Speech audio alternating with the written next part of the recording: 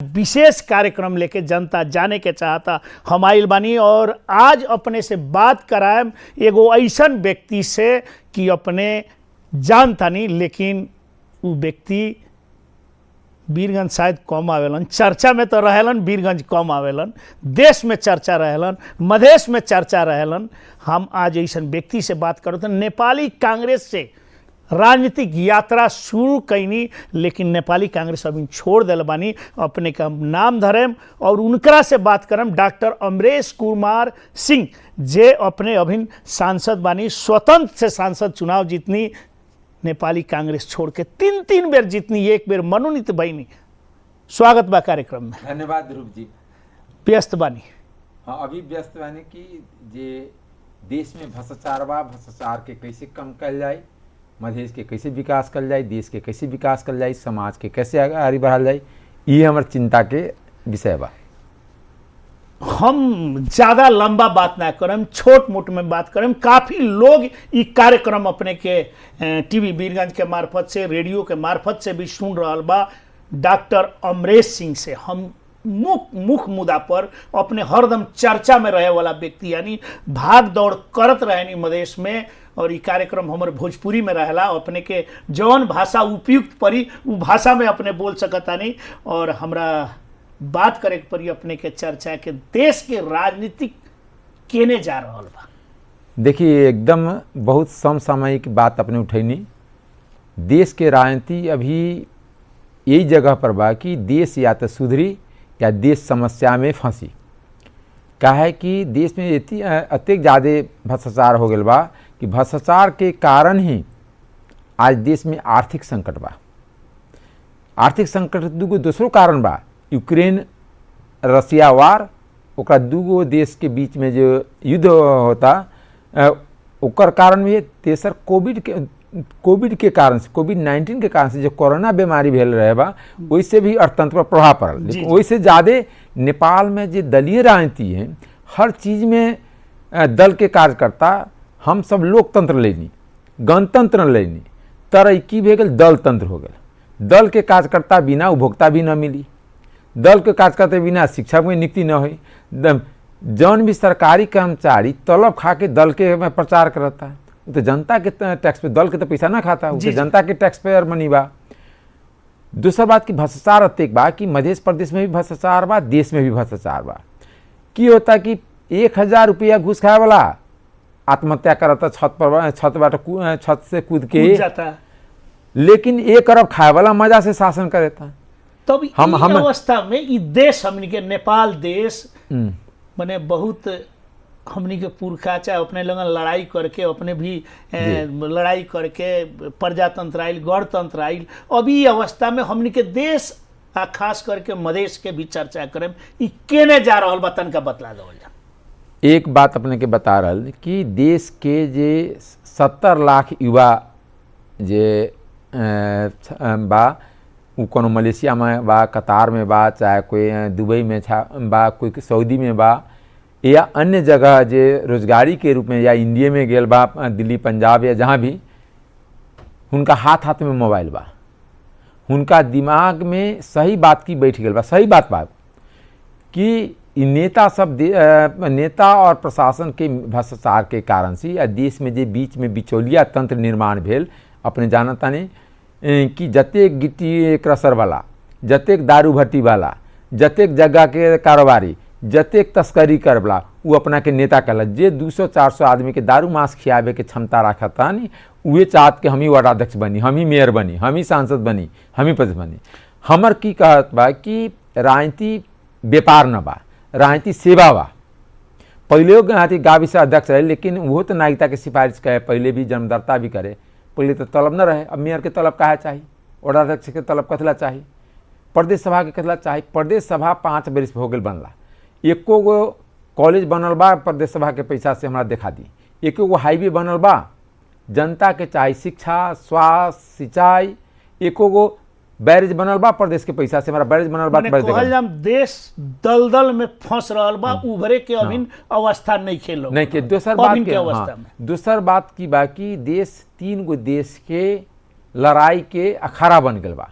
मधेश में पहले कुश्ती हुए रहे हैं 3 गो देश के। 3 गो देश के। कौन कौन देश? अमेरिका, चीन और भारत, जरा इंडिया भी कही जी जी, क्या कि वीरगंज के लोग रक्सौल जाना था, रक्सौल माने भारत तीनों आदमी के लड़े वाला जगह हाँ हो जगह गइल बा पहले के नेपाल। लड़का में हम सब रही तो फुलबारी में आम की गाछी में कुश्ती होता जी माटी खन के। जी जी, ठीक नेपाल अखने उहे फुलबारी बन गल बा। यहाँ उ माटी खोन के एकर आंखड़ा बन गई। हाँ, माटी जे खन लड़े गइल। वाला 3 गो खलीफा। हाँ, खलीफा। तो ये 3 गो खलीफा जौन नाम लेनी, तो ये 3 गो खलीफा में बरियार खलीफा कौन? सबसे बड़ियार खलीफा अमेरिकन बा, यानी अमेरिका के दबदबा अब नेपाल में बढ़ गई। बढ़ गल बा।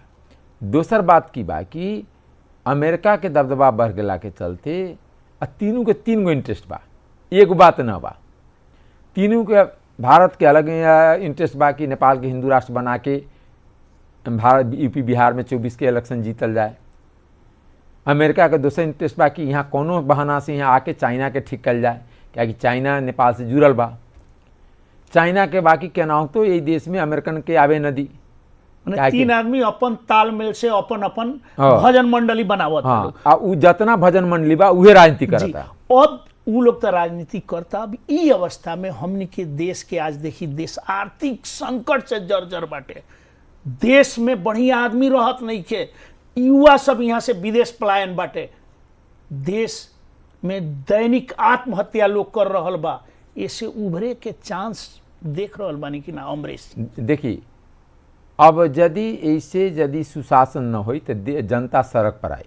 हम अपने के दूसर बात भी अपने के माध्यम से अपने के टीवी और एफएम सुनने वाला संपूर्ण श्रोता और दर्शक के हम की कह के चाहते हैं कि 6 महीना के बाद जो भ्रष्ट नेता बा, भ्रष्ट कर्मचारी बा, जनता के बीच में सुरक्षित न रही, अपने निर्वाचन में अपने सुरक्षित न रही।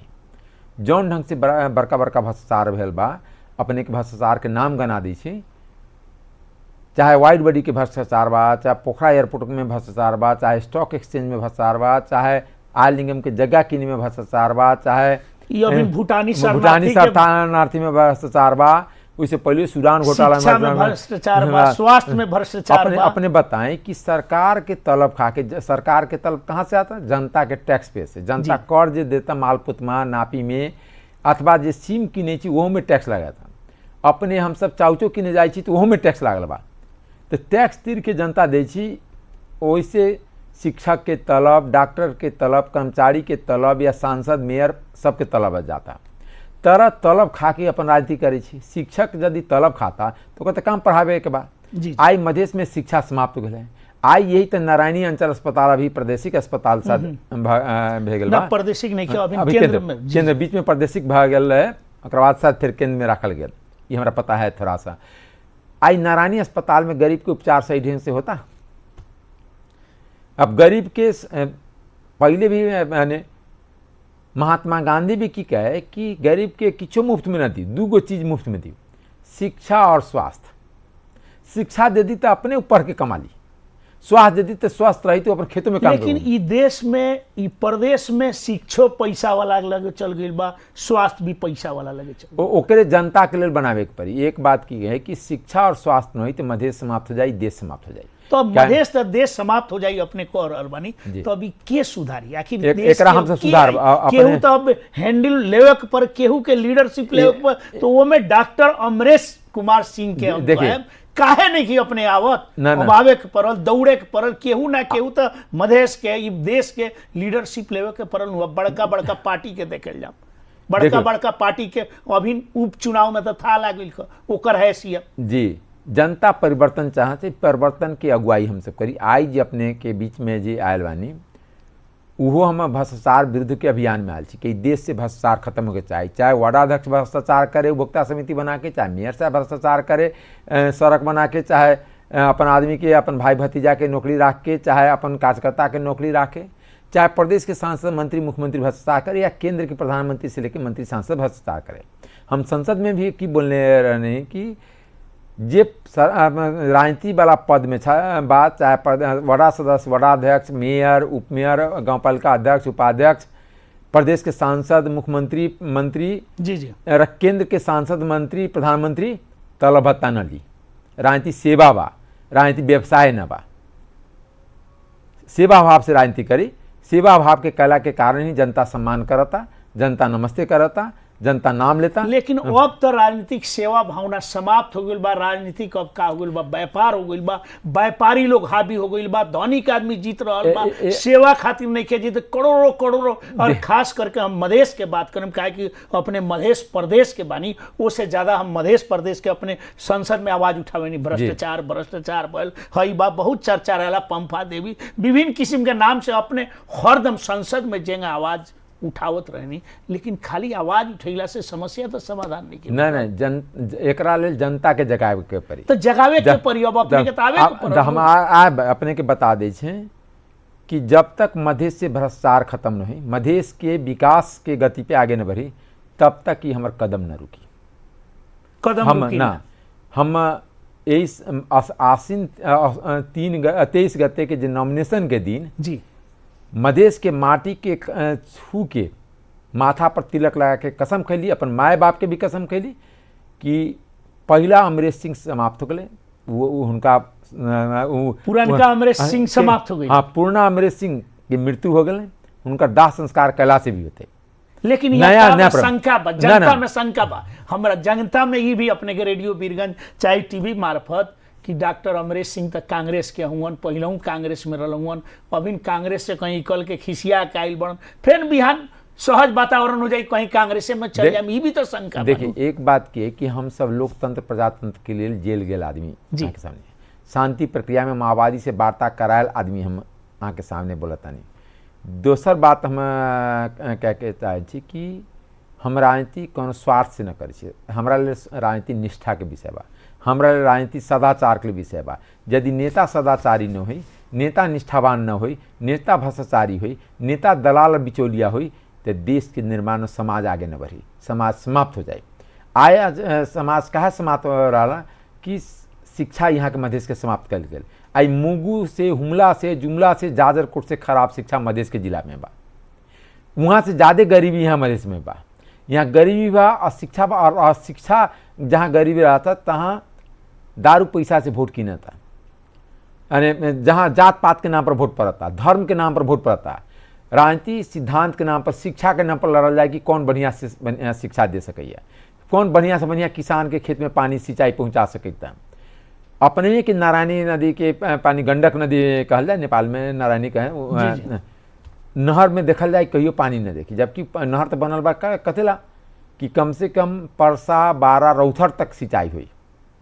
बागमती से पश्चिम के जो भाग बा ओकर सिंचाई करे के बनल बा, लेकिन कहियो नारायणी सिंचाई ऑफिस के समय वही नहर में पानी हम न देखा। बरसात में बा जी जी, सुखायाम में न बा। आइयो हम आबित के देखलिए कि पानी नहीं खे। तब ये अवस्था में डॉक्टर अमरेश कुमार सिंह अकेले अभियान में तो अकेले निकलल बनी, तो एगो टीम एगो संगठन बना के तो जाए के पड़ल। देखल जाए कभी भी लड़ाई, जैसे महात्मा गांधी अकेले निकलन, अकेले धोती लगा के निकलन, उनका पूरा भारत के जनता साथ दिलन और अंग्रेज भागल। अपने के कहीं हम अकेले ना बे, मधेश के जनता, देश के जनता के हमरा साथ बा। जे हम अभी 2 महीना से 3 महीना से बोल रहा छे, हमरो पहले गलती भेल बा, ओई गलती के लिए अहाँ के माध्यम से भी मधेश के जनता से क्षमा चाहे छे। काहे कि बहुत ज़्यादा हम पावर पॉलिटिक्स में रमाले, हम मंत्री कभी ना बनी, लेकिन पावर में तो रही, सत्ता के सत्ता संचालन के बहुत नजदीक से देखली, सत्ता संचालन के बहुत जगह प्रभाव यूज कैली, ओहिमे हमरा कहीं कोई दिक्कत नहीं बा। लेकिन अब जे अमरेश सिंह जितना दिन जी, वो नेपाल के जनता के लिए जी, मधेश के जनता के लिए दी, मधेश के विकास के लिए दी, मधेश के सुशासन के लिए दी, देश के सुशासन के लिए दी, और भ्रष्टाचार अंत करे के लिए। अब भ्रष्टाचारी के देश में कोई जगह न हो के चाहे, दलाल तस्कर बिचौलिया के कोई जगह न हो के चाहे, भंसार छली कर छली वाला के कोई जगह न चाहे, राजनीति के व्यापार से न मिलाल जाए, अपने बताल जाए। लेकिन आजकल तो राजनीतिक में सारा लोग के कब्जा वैसा नहीं, आदमी के कब्जा नहीं, अपने के बताबे हम नामे लेके बताबे चाहे। विनोद चौधरी कहिया के मधेसी बा, बीरगंज के लोग बताएं विनोद चौधरी मधेसी बा, लेकिन मधेसी कोटा से उनका सांसद बना गया, मधेसी कोटा से केंद्रीय सदस्य बना गया। कतिला कि पहले जन का कम भ्रष्टाचार के व्यापार कर, अब ज़्यादा भ्रष्टाचार के व्यापार करता। जे गिटी कसर वाला था तो उनका काम गिटी बेचे के पहले कम, यानी बॉर्डर में तस्करी आती है, इंडिया में गिटी बालू बेचे तलन, अब ज़्यादा बेचतन, यदि मेयर हो जातन या विधायक हो जातन, तो प्रदेश सभा के सदस्य हो जातन, तो सांसद हो जातन। जते दारू भट्टी वाला वो कहते हम ही नेता हुई। व्यवसाय करे वाला राजनीति न करो, राजनीति करे वाला व्यवसाय न करे, जैसे स्पष्ट धारणा। बैंक वाला बैंक राखो तो व्यवसाय न करो, क्या कि बैंकर और व्यवसाय भी अलग होता है। न तो की करे बा, जितना बिजनेस ग्रुप बा सब बैंक के खून को खोल के सब पैसा के हेरा फेरी करता, अर्थतंत्र बिगड़े के कारण ही बा। दूसर बात संयोग से अपने हमारे अंतर्वार्ता वही जगह से लेता नहीं कि जहाँ बीरगंज भंसार बा, जो मेन नाका के भंसार बा, और आर्थिक नगरी भी आर्थिक नगरी बा। आर्थिक नगरी के बारे में तो हमारा आंखा से आंसू आवाता है कि मधेश आंदोलन के नाव में मधेश आंदोलन के भी लोग नस बुझे वाला यहाँ के जो बिजनेस यानी औद्योगिक कॉरिडोर के डिस्टर्ब करके बहुत सारा जो चचान ग्रुप से लेकर अन्य ग्रुप के लोग सब एक एक फैक्ट्री कहाँ लगल है माँ, भैरवा बुटवल कॉरिडोर में। वो भी सरकार उनका सबके प्रेशर दे के, कभी भंसार में प्रेशर देना है, कभी राजस्व अनुसंधान विभाग से प्रेशर देना है, कभी आंतरिक राजस्व विभाग से प्रेशर देना है, कह के सब गोटे के उनको फैक्ट्री अब स्टेट की बीरगंज बड़ा डिस्टर्ब एरिया बा, कहीं ना कहीं पूरा मध्य प्रदेश के डिस्टर्ब करे के ऊपरे से ही खेल बाटे, खेल बा।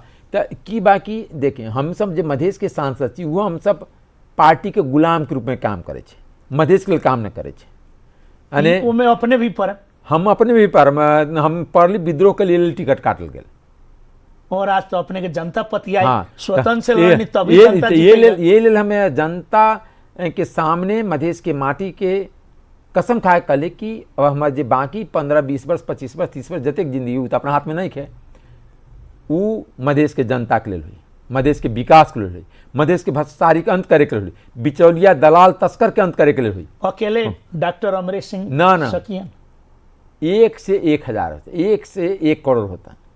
हम जनता के बीच में जाए, जनता के हम कहीं होटल में जाके न रह, गांव गांव में जाए, जनता के बीच में जाए, जनता के साथ ले, अच्छा आदमी के खोजी कर, अच्छा आदमी अपने आप जुड़ित जाए। हम हर जिला में लिस्ट बना रही, वही अभियान अंतर्गत आज बीरगंज भी, हाँ वही अभियान अंतर्गत आज एकदम सही बात अपने बुझने। कल संसद बा हम कल लौटब, लेकिन संसद में अभी जो भ्रष्टाचार के इशू उठले में जो गणतंत्र के पंफा देवी, पंचायत के पंफा देवी से ज्यादा भ्रष्टाचारी बा, दुनिया के उखलक के वो राना रहे जी। अखनियों के पंफा देवी राना बा, राजा वीरेंद्र के श्रीमती भी राना रहे, दोनों एके खलक के युद्ध शमशेर के खलक के।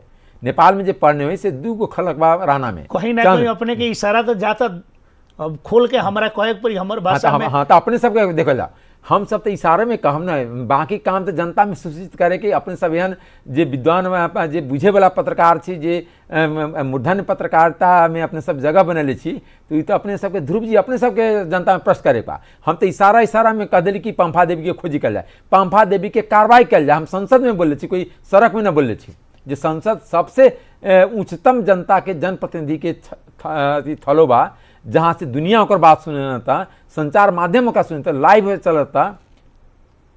संसद के बात जनता के बात हुआ, जनप्रतिनिधि, क्या कि हमरा तो जनता चुन के अपन प्रतिनिधि। पंफा देवी के कार्रवाई करावे के प्रक्रिया में पंफा देवी की जब तक कार्रवाई न हुई, नेपाली कांग्रेस न सुधरी, देश के लोकतंत्र न सुधरी। नेपाली कांग्रेस वही से छोड़ने का, नेपाली कांग्रेस पंफे देवी उनके घर वाला ये सब के कारण से छोड़ ली।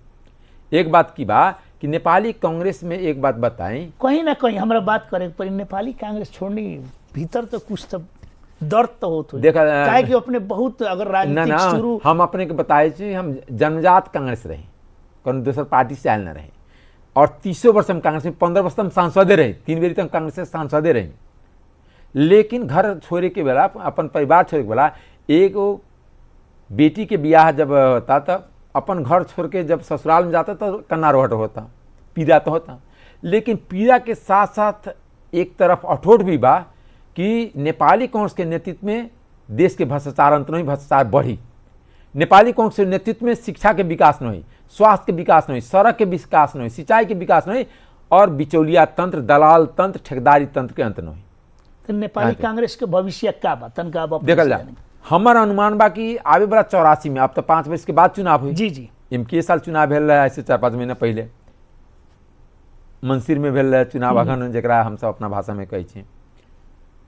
84 में जो चुनाव हुई, 2 सीट भी मध्य प्रदेश में न जीती नेपाली कांग्रेस। नेपाली कांग्रेस आई तो 2 सीट परसे में जीतल बा जी, 2 सीट जीतल बा ना, अजय चौरसिया और रमेश रिजाल। लेकिन हम पूरा प्रदेश के 32 गो सीट बा, 2 सीट न जीती। ये हम अपने के नेपाली कांग्रेस ई हालत में जा रहा है, ये हालत में काहे कि ओकरे कहीं आहत देखल जाए तो अपने के जे घंटी अगर कहल जाए, जी आज बम्पर वोट से देखी दू गो, जी। एगो कूथ काट के कहल जी। जाए, अगर भोजपुरी में बतियाइल जी। जाए तो बड़ा ठेल ठाल के जी। 5 दल के गठबंधन प्रधानमंत्री समेत उपस्थिति भइल, जी। तभी बहुत कूथ काट के जीते के पड़ल। जी दोसर बात अपने के बतबै छी कि 4 गो पूर्व प्रधानमंत्री या सिटिंग प्रधानमंत्री घर घर में मंत्री बांटल, यानी बीरगंज चितौन में और तनहू में, लेकिन ओकरा बादो न हारल,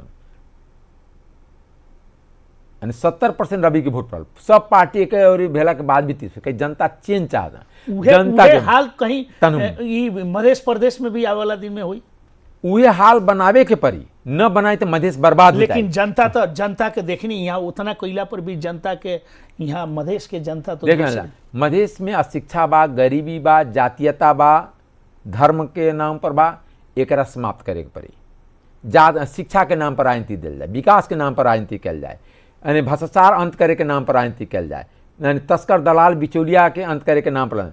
और जो देश के कर छली करता, हम अपने के बताम, जैसे विनोद चौधरी देश के सबसे नंबर बिलियनियर बा, सबसे धनी तो बा, लेकिन कर तब 20वां स्थान में भी न तिरता। ये सबसे धनी हुई से सबसे ज्यादा कर तीरे के पड़ी कि न पड़ी, तिरता न तिरता, तो धनी भेलन का। दूसरी बात कि नेपाल के पैसा, चाहे बीरगंज के बिजनेसमैन या बाहर का बिजनेस, नेपाल भर के बिजनेसमैन विदेश में रखा था, वो हमरा सबके स्वीकार न बा।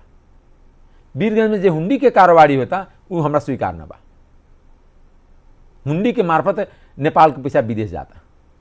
आई अपने के राष्ट्र बैंक के डाटा बा, 5 खरब नोटे न भेटा था नेपाल में। 5 खरब, हम 5 अरब न कहे छे, 5 खरब ये हम न कह रहे हैं, राष्ट्र बैंक के गवर्नर कहता जे हमर घर के छिमेकी भी बा काठमांडू में। अब ये अवस्था में देश के भलो होके के, देखिए एक बात ने गीता में भगवान कृष्ण की कहले बा जी, कि जब जब धरती पर ज्यादा अनुयायी होता तो कोनो न कोनो अवतार जन्म होता।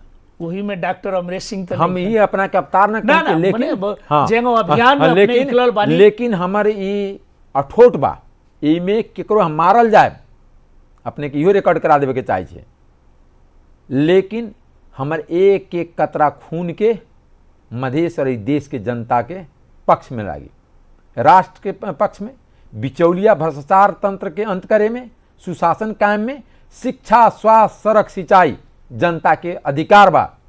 जनता के अधिकार स्थापित कर पे संविधान में लिखल बा, मौलिक अधिकार में, फंडामेंटल राइट अंग्रेजी में कहा था।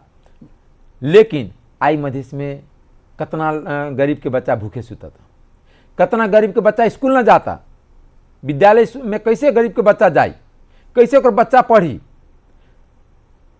शिक्षक संगठन सब पर बैन करे के पड़ी कि यहाँ सरकारी तलब करके पार्टी के झोला न बुक सके। कर्मचारी संगठन सब पर बैन कल जाए कि यहाँ सरकार के जनता के कर के पैसा खा के यहाँ कोनो पार्टी के झोले न बन सके। जौन तरह से पार्टी एजेंडा पर वोट न लेता, सब जगह अपन आदमी खड़ा करके एक तरह से देश के लूट के उपभोक्ता बनी, तो हमें कहीं 4 दल के बना ली, गांव वाला की करे। व्यवस्थापन इस समय विद्यार्थी क्या अभिभावक बन के ना जो गांव के टाठा बाठा बनता, अपन भाई भतीजा बुहारी सबको में शिक्षक नियुक्ति कर देता बिना परीक्षा के।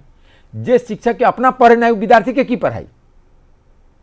आज बीरगंज ठाकुराम कैंपस के स्थिति की बा, हम अपने ही से पूछता नहीं। आज ठाकुराम कैंपस तो अपने तो जानते हो कि यहाँ सारा बहुत काठमांडू से आके लोग पढ़े, नारायणगढ़ से आके लोग पढ़े, यहाँ के पढ़ल विद्यार्थी सब आज प्रधानमंत्री भी बन यहीं से पढ़ल बा। आज ठाकुराम के हकीकत ऐसा बा कि डेली ताला बंद, डेली कुर्सी तोड़ा, डेली आगजनी।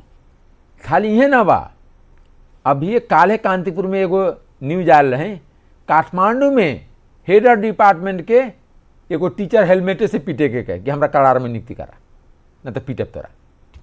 तब जब विद्यालय जहाँ सरस्वती के मंदिर बा, जहाँ अध्ययन के केंद्र बा, जहाँ किताब पढ़े के बा, वहाँ हेलमेट से पिटाई तो देश के कल्याण करी। आई अमेरिका गाड़ी बा, यूरोप गाड़ी बा, चाइना पढ़ाई के कारण से। बिहार पछाड़ी बा, भारत में ही कर्नाटक तमिलनाडु गाड़ी बा, यही तो बगल में बिहार बा। बिहार काहे पछाड़ी बा कि वहाँ राजनीति के नाम पर सब शिक्षा के ध्वस्त कर दिली। उहे काम मधेश में भी हो रहा है। मधेश में हुए क्या है कि कोनो समुदाय के पछाड़ी पारे के है, वही समुदाय के शिक्षा समाप्त कर दी, वही समुदाय के धर्म के नाम पर भगवा जुलूस निकाली जे अभी बीरगंज में निकल रहल की शोभा यात्रा या तरबार यात्रा हर जगह निकल रहल बा विभिन्न तो किस्म वो के। मधेश के समाप्त करे के खेल बा। हम सब मधेश के समाप्त न होए देवे के चाहे छी। मधेश में जब मधेश के बचावे खातिर डॉक्टर अमरेश कुमार सिंह अब बीड़ा बांध लेले बानन और निकल गइल बानन। अब हम झंडा निकल लेके गए। निकल गइल हम जे साधु की भाषा में कमंडल लेके निकल चुकल छी। निकल चुकल बानी। अब अब हम- पहिलका अमरेश सिंह नहीं नहीं, नया अमरेश सिंह नया बन सिंह, के नया अवतार मधेश के के मधेश। अपन धरती के बचावे हाँ। लायक का करे के पड़ी, दिन रात खटतनी। हम जनता के बीच में जाब, जनता के साथ में खड़ा रहब और भ्रष्टाचारी के अंत करब, भ्रष्टाचार के अंत करब। भ्रष्टाचारी के कानून के दायरा के भीतर लाल जाए, ओकरा जेल भेजल जाए, ओकर संपत्ति राष्ट्रीयकरण कल जाए, दलाल तस्कर माफिया के ठीक कल जाए, समाज के अगुआ ईमानदार सदाचारी जे निष्ठावान हुए हुनका बनायल जाए, राजनीति और व्यापार के अलग कल जाए, कानून में व्यवस्था कल जाए कि जे व्यापार का तो राजनीति न कर सकता। क्या कि व्यापारी के धर्म फायदा लेवे के बा, राजनीति के धर्म सेवा करे के बा, दोनों के अलग अलग धर्म बा। जे धर्म के नेता ठेकेदार छी वो राजनीति में ना आए, धर्म और राजनीति के अलग कल जाए। राजनीतिक करे वाला ही राजनीति करे और राजनीति करे वाला सदाचारी है। ई नहीं कि ओकरा काठमांडू में भी घर चाहिए, बीरगंज में घर चाहिए, पोखरा में घर चाहिए, दिल्ली में भी पैसा चाहिए, दुबई में भी पैसा चाहिए, सिंगापुर में भी पैसा चाहिए। जे अरबर वो अभी के जे भ्रष्टाचार भेल 15 वर्ष में आई जे नंबर नेता बा जौन पार्टी के, चाहे कांग्रेस माले माओवादी जौन पार्टी के जी, बा, जी।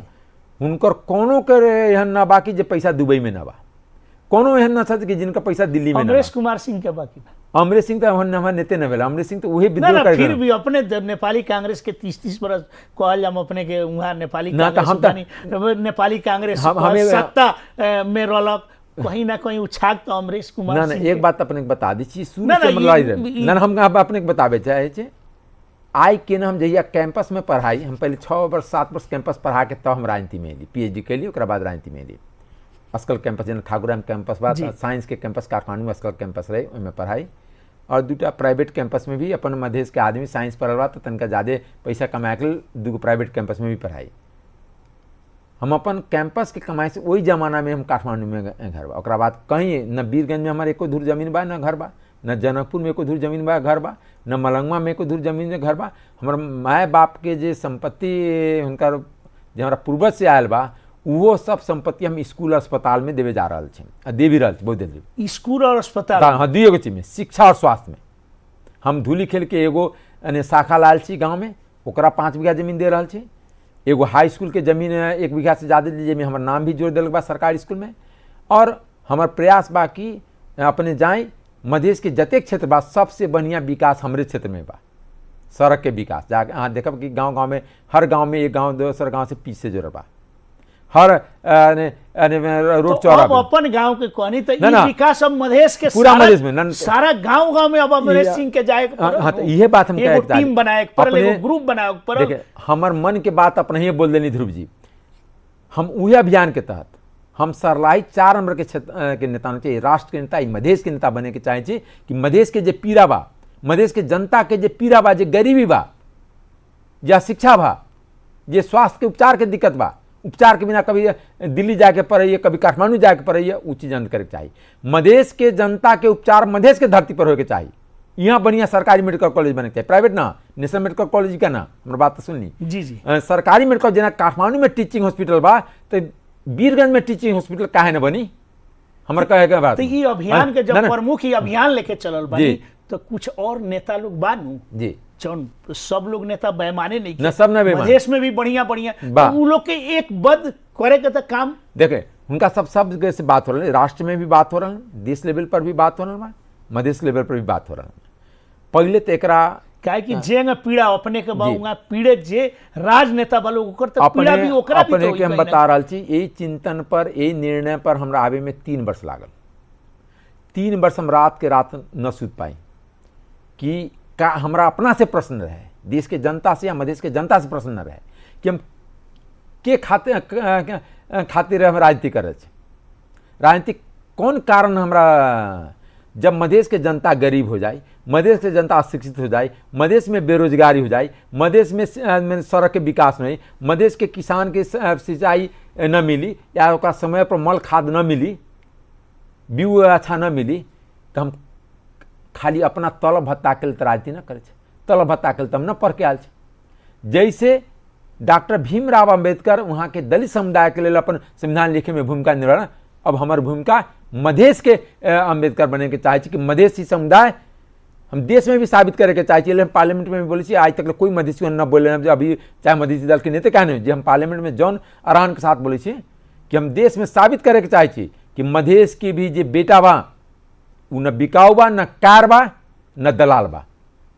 कि काठमांडू में एक चर्चा की जाए कि मधेश के आदमी बड़ा डरपोक है, काठमांडू बोलबे नहीं करी, संसद में बोलबे नहीं करी, अब बिकाऊ बात तनके पद दे दी तो बिका जाता। लेकिन बानू अगर चर्चा करे परी वो विषय में भी हमारा तनका चर्चा करे परी, आज कहीं ना कहीं मधेसी नेते लोग के मारे तो मधेश बदनाम बा। हाँ तो वही बदनामी के कलंक के टीका हटावे के हम चाहते, अपन त्याग से, अपन बलिदान से, अपन तपस्या से। अब हम राजनीति हमरा ले तपस्या बा जी, और एकरा लेल जे बलिदान देवे के खातिर तैयार होके पड़ी, हम बलिदान देवे के तैयार छे। अब हमारा दूगो विषय में चर्चा अपने से करें, मधेश के बात करता नहीं ज्यादा हमने कहा कि मधेश के धरती पुत्र बानी, मधेश के धरती माने मधेश के पुत्र बानी, मधेश के भूमि में जन्मल बानी, मधेश के माया करता नहीं, वैसे ही शब्द निकल। आज देश के तो अपने के राजनेता बानी, लेकिन कहीं ना कहीं सबसे पहले अपन घर बनावल जाला, अपन क्षेत्र बनावल जाला, अपन जगह। आज मधेश के तो ज्यादा चिंतन कर रहा बानी, वही से ज्यादा चिंता बा। आज मधेश जपत कहल जाम, यहाँ दू आदमी, एगो जसपा लोसपा जसपा और तीसर अभिन सीके राव जी का बा, ई लोग के भविष्य का बा। एक बात लोग कौन देखल जा जी, लोसपा तो रिमोट कंट्रोल के कारण समाप्त हो गया, क्या है कि राजनीति रिमोट कंट्रोल से न होता, माने वो संबंधित जगह के रिमोट कंट्रोल उधर समाप्त होकर पार्टी भी ना बनी। हाँ लोसपा अब आने रिवाइव होके कुछ गुंजाइशे नहीं खे। अभी दू गो आने 4 गो से सीटों जीतल बा, वो कांग्रेस के सहयोग से जीतल बा, अपना बलबूते पर न जीतल बा। अपना बलबूते से जीते तो समानुपातिकों में जीते, राष्ट्रीय पार्टियों न बन पाल और न जीतल, बल कांग्रेस के सीट काट के कांग्रेस वाला सीट से ठाकुर जी के जीतल बा, अपना वोट से लोसपा न जीतल बा, समाप्त हो गया। लोसपा पार्टी में अपने के बताई कि हमरा पीड़ा की बात का मधेश के राजनीति अपने चर्चा करी तक तनका 2 मिनट हमरो बात सुन ली।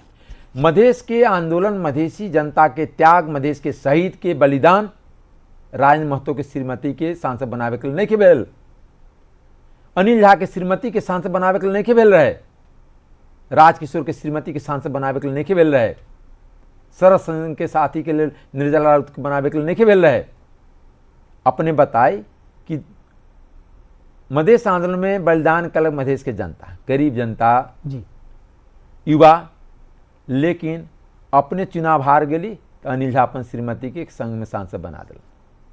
राजेंद्र महतो चुनाव हार गई तो अपना घरवाली जे पूरा हाउस वाइफ रहे, राजनीति में लागल है तो बनाते तो हमारा कोई दिक्कत नहीं, हमारा में प्रश्न करे का अधिकार भी नहीं, परिवारवाद में ओते न राजकिशोर चुनाव हारन तो वो अपनो घरवाली के बना दिल। सब हमरे जरे साथ में सांसद रहे, मतलब लगातार जीत रहा चीज, हमरा सब अनुभव बात देखल। मधेश के बात भइल त हमरा अपने से चर्चा करे के पड़ल। हमर पीएचडी भी मधेश पर बा, हमार जवाहरलाल नेहरू विश्वविद्यालय से जेएनयू से पीएचडी भी मधेश पर बा। एही लेल अपने के बतावे के चाहे छी कि पत्नी ठाकुर जी के पत्नी न रहे तो केकरा बनल, समधिनी के बनल, समधिनी के सांसद बनल समानुपातिक, अपने के पास अपने पता कर लेल जाते अने नाम तो अभी भूलल छी, उमाकांत झा जी के श्रीमती जी उनका बेटी के सास बा जी।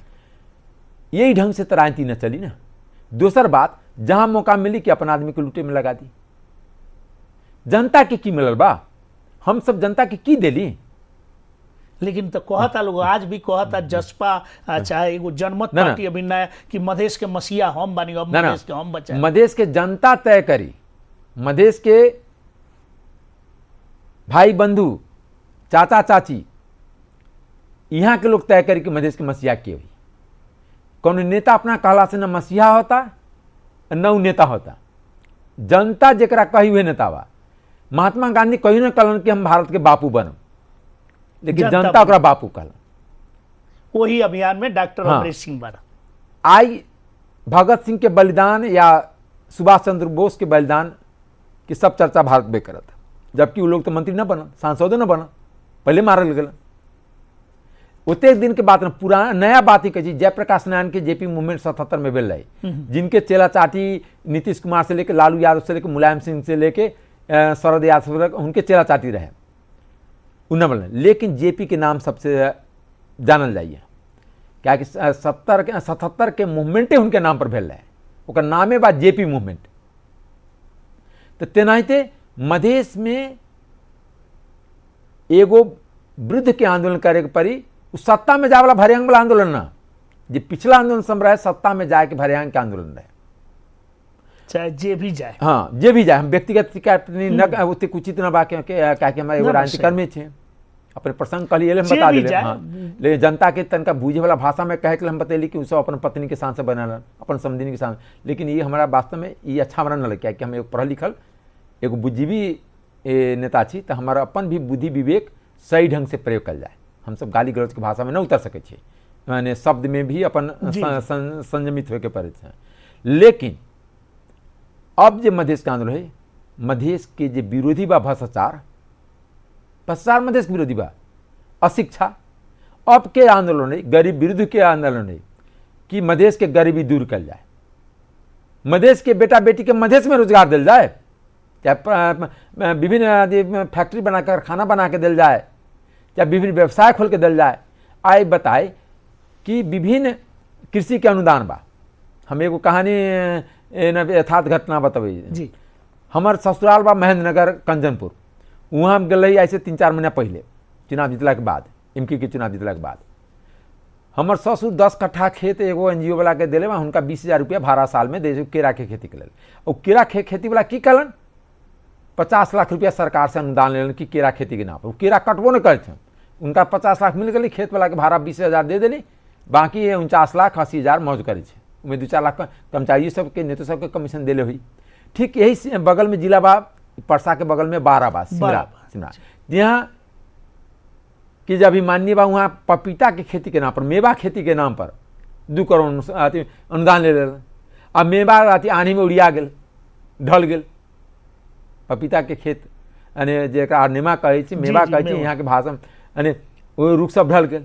यही ढंग के न चली, कैगो किसान के जे किसान साँच के जे खेत करे वाला छै, जे धान के खेत करे, गहूम के खेती, मकई की खेती या आलू के खेती, ओकरा अनुदान मिले के, हाँ ओकरा हाथ में अनुदान अभियान हम सब चले अपने करे। दूसर बात की कोनो गरीब के बच्चा बच्ची के उपचार के खर्च गरीब के नती पे, राष्ट्रपति के उपचार के लिए एम्बुलेंस जाई, गरीब के बेटा बेटी के उपचार के लिए मीटर वाला ब्याजी वाला से ब्याज ली।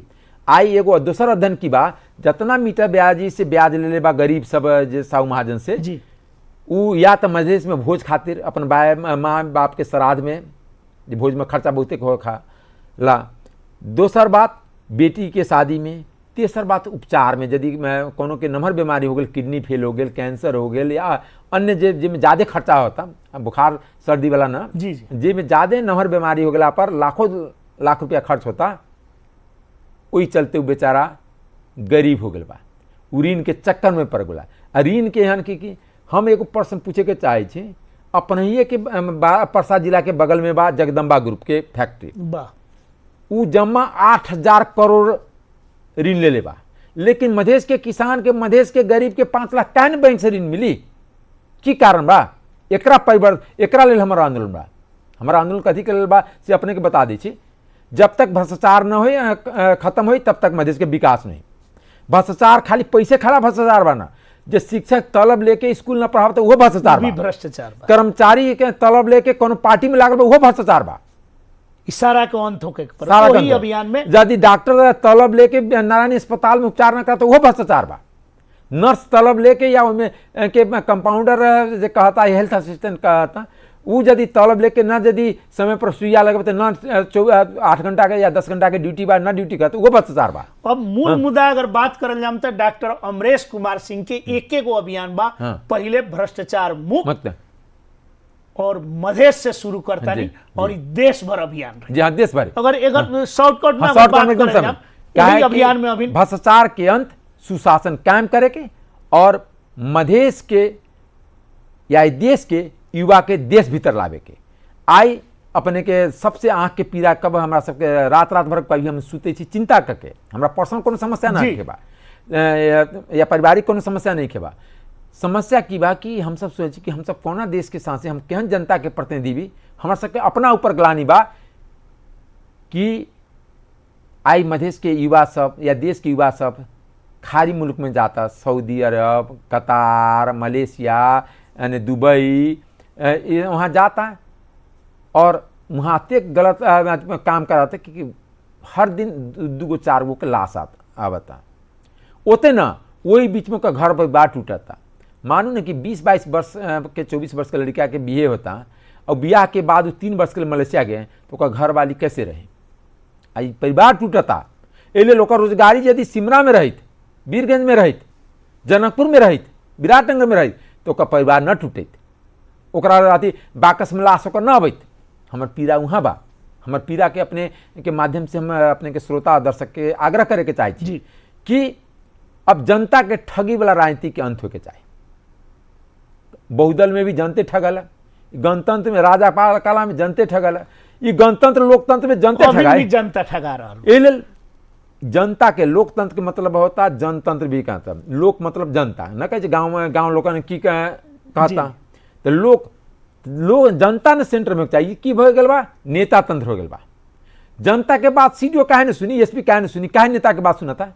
माने हम यहाँ के परसा के सीडी एसपी के फोन करते हमारी बात सुनी, लेकिन एगो जनता कही तो कर सो घुसू न दी सीडी ऑफिस में या एसपी ऑफिस में, लड़ाई में वही लड़ाई हमार लड़ाई कोनो दल से नहीं के बा, हमार लड़ाई कोनो नेता से भी नहीं के बा, हमार लड़ाई कोनो पद में जाके नहीं के बा, सुशासन खातिर लड़ाई, सुशासन खातिर लड़ाई बा। क्या है कि देश यदि एनाहिते रही तो ये आगे न बढ़ी, अब मधेश बर्बाद हो जाए। ये अभियान में निरंतर रहे, निरंतर बाँचुन जल रहा। जब तक हम अपने के बता दी कि हमार शरीर के एक एक कतरा खून, एक एक ड्रॉप खून डॉक्टर अमरेश कुमार सिंह बोल रहा रिकॉर्ड भी हो रहा, रिकॉर्ड में कर रहा छी। यही में यदि देश के बात करें अपने जौन बात अपने के बात फेन हम अपने के 2 महीना 4 महीना 6 महीना साल हम तो अपने के अभियान में अपने के गांव में ले जाए। अपने के बताबे कि हम जब पीएचडी करते रहे तो हमारा मधेश पर पीएचडी कथला करे के इंटरेस्ट भेल।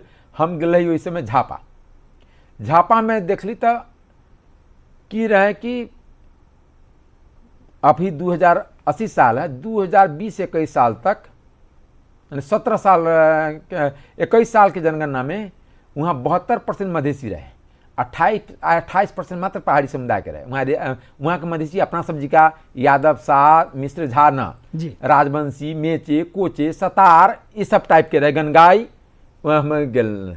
लेकिन 40 से 50 वर्ष में मधेसी घट के हो गया 28% जो 72% रहा है, जे 28% रहा बढ़ के 72% हो गए।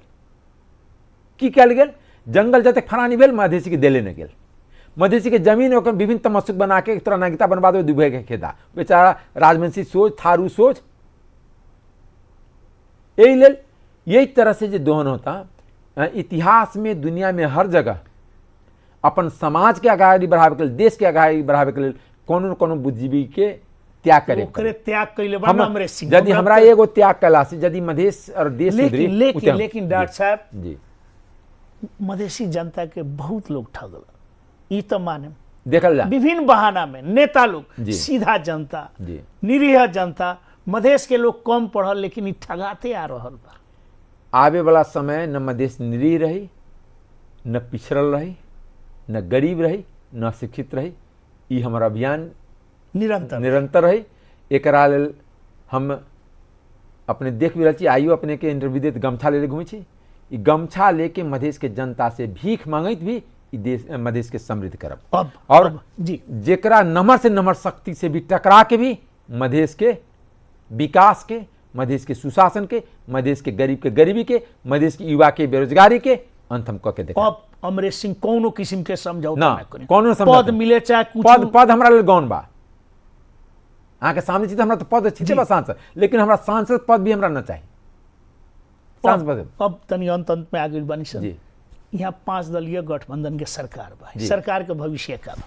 देखिए सरकार अभी के सबसे पहले का टेस्ट बाकी जो भूटानी यानी रिफ्यूजी के बारे में, भूटानी शरणार्थी के नाम पर जो अरबों रुपया लूटले बा तत्कालीन गृह मंत्री से लेके गृह सचिव से लेके चाहे उनका बेटा बेटी से लेके अन्य पत्नी तक, ओकरा सबके यदि कार्रवाई न हुई तो सरकार न चली। हम सब काल्हि संसद में न चल जाए, काल्हि संसद बा 4 बजे हम सब सरकार का कार्रवाई तो कर रहल बा पकड़ाऊ के ना तो देखो अपन सबके मध्य में कि बेटी के पीट के बुहारी के तरसावे के, बहू के तरसावे के, वही पर वाच कर रहल बानी अपने। हम सब देख रहल छी जैसे सूडान कांड भेल रहे, ओहि समय के कोनो गृह मंत्री के कार्रवाई न भेल। कार्रवाई केकरा भेल? आईजी सब जेल में गेल। हम नाव गना दै छी आईजी सबके, ओम विक्रम राणा, रमेशन ठकुरी, हेम गुरुंग सब जेल गेल। कहीं उहे घटना यहाँ ना दो। हाँ, ये वो घटना के हम सब साक्षी रही, वो बेरी हम सब सांसद रही। वो बेरी तो हमरा अते ज्ञान न रहे, अते कारानो न रहे, कि अनुभव से क्षमता से आरान। लेकिन ये घटना में चाहे जौन पार्टी के मंत्री रहल में यदि संलग्नता है, कोई भी दोषी के छोड़ल दल जाए, चाहे जितना बड़ा नंबर नेता, चाहे मंत्री हो, चाहे प्रधानमंत्री रहल आदमी हो, ओकरा कार्रवाई होके चाहिए, ओकरा जेल होए के चाहिए। आइ पहले बार पद पर रहल वाला मंत्रालय के सचिव जेल में गेल बा टेकनारायण पांडे। और टेकनारायण पांडे के तो पहले 5 वर्ष पहले जेल में रखे के चाहिए। उ 100 करोड़ रुपया खा के गिरिबंधु टी एस्टेट के जगह प्लॉटिंग करके बेचे के निर्णय कर दिले बा। वही वो पैसा नेता सबके यहाँ पहुँचालन, वही नेता सबके पहुँचाला के चलते उनका भूमि सुधार सचिव से गृह सचिव बनायल गेल बा। तो हमर कहे के बा कि राजनीति के नाम पर, दलीय भागवंडा के नाम पर राजनीतिक भ्रष्टाचार के उन्मुक्ति न दिल जाए, राजनीतिक नेता की उन्मुक्ति न दिल जाए। पहले नेता पर कार्रवाई होगी चाहिए। का बा अब की सरकार कार्रवाई करी? न करी तो सरकार न चली, सरकार गिरी। कार्रवाई करी तो सरकार बची, सरकार कार्रवाई न करी तो सरकार न बची। अंत में आ गई बानी सन। बड़ा अपने गजब एगो जौन अभियान बानी सफल होखी। हम इनके भी मधेश के कहल जाम वीरगंज से ही टीवी प्रसारण बा, रेडियो से बहुत लोग, काफ़ी लोग अंत में जी टीवी देख रहल, रेडियो सुन रहल, संपूर्ण श्रोता के डॉक्टर अमरेश सिंह बहुत अच्छा बात कहनी। का कह हम अंत में अपने के टीवी और एफएम के माध्यम से संपूर्ण सुने वाला मधेश के अग्रज के हमरा लेल, हमर अग्रज, हमर मालिक, हमर संरक्षक मधेश के जनता बा, अपने सब एकजुट होई। एकजुट कोनो दल में लाए के लेल ना, भ्रष्टाचार अंत करे के लेल, कोनो दल के झोला बोके के लेल ना, मधेश में शिक्षा के बढ़ावा के लेल, कोनो के लेल ना, मधेश में स्वास्थ्य के बढ़ावे के लेल, और मधेश में सुशासन के शुरुआत करे के लेल। मधेश के लोग काठमांडू में की कहता कि मधेश के लोग एकदम बड़ा फोरी, घर के अगाड़ी गोबर रखा था, गाय बनाता, वस्तु बनाता, पीछे पर जरना रखा था। ये सब के अंत करके मधेश हम सब स्वच्छ और समृद्ध मधेश चाहे छे, शिक्षित मधेश चाहे छे। एक जमाना में मधेश शिक्षित रहे, मधेश के लोग जाके पहाड़ में साइंस मैथ पढ़ा के पहाड़ के लोग पढ़ल बा जी। लेकिन आई वही मधेश के, वही सीता के धरती के, वही याज्ञवल्क्य के धरती के, वही विद्यापति के धरती के, वही गौतम बुद्ध के धरती के, पहले बड़ा बड़ा लोग मधेश में जन्म ले बा। गौतम बुद्ध मधेश के बा, राजा जनक मधेश के बा, यही तो सिमरनगढ़ मधेश के बा। अपने लिच्छवी काल से लेके पहले के पूरा इतिहास अपने देखी कि मधेश के इतिहास उन्नत इतिहास रहे। लेकिन विरासत में हम सब की दिली, अभी के नेता चाहे बहुदल के कारण, गणतंत्र के कारण, चाहे दलीय तंत्र के कारण, मधेश के हम सब गरीबी दिली, अशिक्षा दिली, बेरोजगारी दिली। ये चीज के अंत करे के लेल फिर मधेश अपन स्वाभिमान, अपन स्व के खोजी में, अपन आत्मसम्मान के खोजी में, मधेश में अपन पहचान बनावे के लेल मधेश न गरीब रही, न अशिक्षित रही, न बेरोजगार रही। यही अभियान में संपूर्ण लोग के साथ देवे के लेल हम अपने के माध्यम से प्रणाम करतानी, गोर लागतानी। और सब लोग के ही हम वचन दे छी कि बाँचुंजल देश और मधेश के लिए ही हम काम करें। डॉक्टर साहब बहुत अच्छा बात कहनी, और अपने के आवाज़ बहुत लोग सुनलक, और अपने जौन अभियान में बानी सफल होकी, हमनियों के अपने के सहयोग रही। हमने के टीवी वीरगंज, रेडियो वीरगंज सुनल संपूर्ण श्रोता के भी धन्यवाद देतानी, और अपन व्यस्त समय के बावजूद भी हमने के समय देनी। धन्यवाद डॉक्टर साहब। अपने के भी बहुत बहुत धन्यवाद ध्रुव जी। और अपने मधेश के महान अभियान में सब आदमी साथ मिलकर काम करी। हम कोई नेता न बने के चाहिए, हम सबके साथ चले के चाहिए। चलिए, नमस्ते। नमस्ते।